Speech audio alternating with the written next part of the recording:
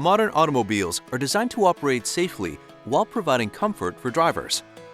The braking systems of these vehicles are a critical part of this safety and comfort, making proper brake service vital.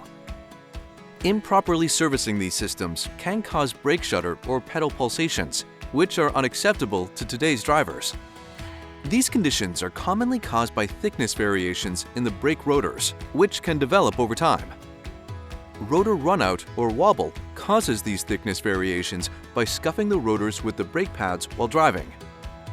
This slowly wears away material in these locations, creating an uneven braking surface, and may take days or months to become noticeable.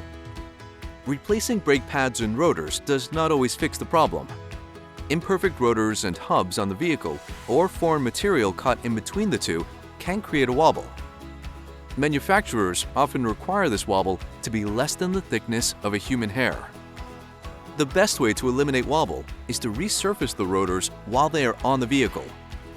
Machining rotors on the vehicle removes very little material and ensures that the rotors turn almost perfectly true on the vehicle, preventing a shudder over time.